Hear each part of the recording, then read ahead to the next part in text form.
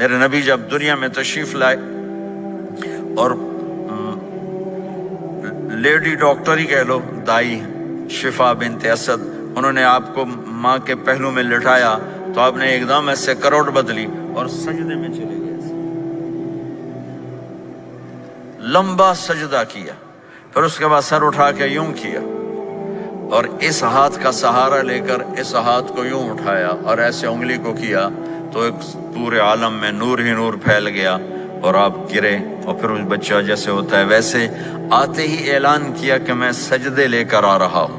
اور جب آپ دنیا سے جا رہے تو آپ نے کہا نماز نماز نماز نماز نماز نہ چھوڑنا۔ تو عبادات میں ایک نماز ایسی ہے جس میں گنجائش نہیں۔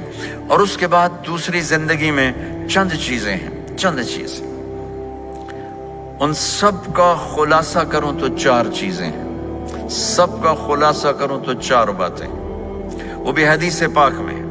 میرے نبی نے فرمایا اربع من کن فیہ ما ضرہ ما فاتہ من الدنیا، 4 باتیں لے لیں اس سارے ہال کے حاضرین حاضرات سامعین سامعات، تو میرے نبی فرماتے ہیں اس کو سب کچھ مل گیا، سب کچھ مل گیا، 4 باتیں سب کچھ مل گیا۔ صدق حدیث، حفظ امانت، حسن خلیقت، عفت فی طعمت، 4 باتیں، سچ بولے جھوٹ نہ بولے، سچ بولے جھوٹ نہ بولے، دیانتداری سے کام کرے دھوکہ نہ دے، اخلاق اچھے ہوں بد اخلاق نہ ہو، رزق حلال ہو حرام نہ ہو۔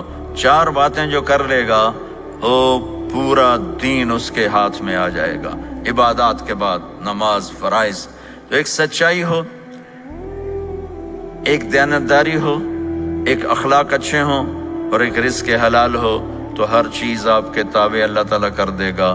یہ پورے کا پورا دین ہے جو میرے نبی لے کر دنیا میں تشریف لائے۔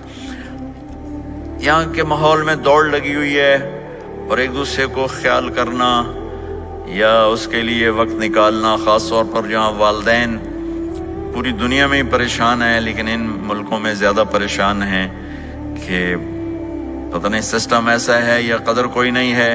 لیکن میرے نبی نے فرمایا تھا کاش میری ماں زندہ ہوتی تو تم لوگ دیکھتے میں کیا کرتا۔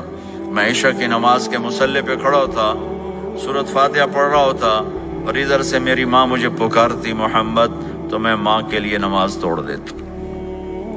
ایک صحابی کا پیغام آیا ان کی بیگم کا کہ وہ مر رہے ہیں لیکن کلمہ نہیں پڑھا جا رہا، تو آپ تیزی سے اس کے گھر گئے، دیکھا تو وہ بول رہے ہیں، آپ نے کہا کلمہ پڑھو، کہا جی نہیں پڑھا جاتا، ویسے بول رہے ہیں نہیں پڑھا جاتا۔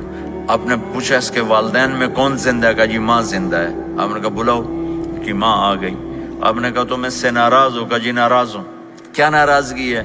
کہ یا رسول اللہ بدتمیزی سے بولتا تھا، بس اور کوئی ناراضگی نہیں، بہت نیک بچہ ہے، تہجد بھی پڑھتا ہے، روزے بھی رکھتا ہے، قرآن بھی پڑھتا ہے، مجھ سے بولتا ہے تو سخت ہو کے بولتا، ریش ہو کے بولتا۔ تو آپ نے کہا معاف کرتے ہو؟ کہا نہیں میں نہیں معاف کرتا۔ تو آپ نے فرمایا میں اسے آگ لگا دوں پھر سفارش کرو گے؟ کہا ہاں ہاں پھر تو کروں گے۔ کہا اگر تو نے معاف نہ کیا تو اللہ اسے جہنم میں ڈال دے گا۔ انہوں نے کہا نہیں میں معاف کرتی ہوں۔ جب ماں نے کہا میں معاف کرتی ہوں، آپ نے کہا کلمہ پڑھو، تو اس نے کہا لا الہ الا اللہ، اور اس کی جان نکل گئی۔ پھر آپ نے ان کا جنازہ پڑھایا اور فرمایا کہ جس نے ماں باپ کو دکھ دیا اس پہ اللہ کی لعنت، اس پہ زمین آسمان کی لعنت، ان کی نہ نماز قبول ہے، نہ روزہ قبول ہے، نہ صدقہ قبول ہے۔ تو مجھے آپ اکثر نوجوان نظر آ رہے ہیں، آپ فیملیز والے ہیں، اپنے ماں باپ کو عزت دیں، اپنے ماں باپ کے پاؤں دھو کر پئیں، ان کی دعا لے لیں، وہ دعا آپ کو کہاں سے کہاں پہنچا دے گی۔ ماں باپ کی دعائیں وہ کام کرتی ہیں جو نہ امریکن ڈالر کرتا ہے، نہ کینیڈین ڈالر کرتا ہے، نہ برٹش پاؤنڈ کرتا ہے، نہ پاکستانی ہندوستانی روپیہ کرتا ہے۔